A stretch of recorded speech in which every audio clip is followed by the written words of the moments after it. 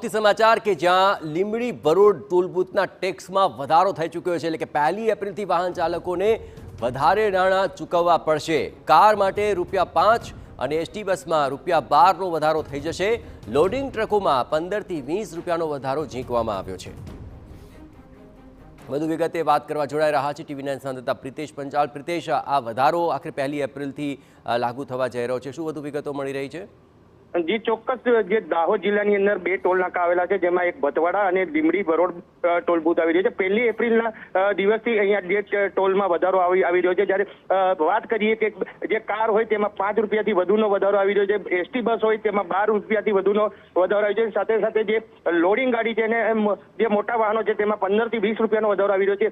એક તરફ રસ્તાઓ જે છે તે ખાડામય છે, જેના કારણે વાહન ચાલકોને વારંવાર પરેશાની ઉઠાવવાનો વારો આવી રહ્યો છે, પરંતુ ક્યાંક ને ક્યાંક સરકાર દ્વારા વારંવાર જે ટોલ બૂથ પર જે ટેક્સ છે તે વધારો કરવામાં આવી રહ્યો છે, જેના કારણે લોકોને જે છે તે મોટો બોજ 1 એપ્રિલથી સહન કરવો પડશે। કારણ કે વાહન ચાલકો પોતે કહી રહ્યા છે કે ભાઈ જે રોડ છે તે સારા નથી, પરંતુ ટેક્સની અંદર વારંવાર વધારો કરવો પડી રહ્યો છે। હાલ મોંઘવારી માજા મૂકી રહી છે, ત્યારે વધુ એક વખત 1 એપ્રિલથી જે ટોલ ટેક્સની અંદર છે તે વધારો થઈ રહ્યો છે।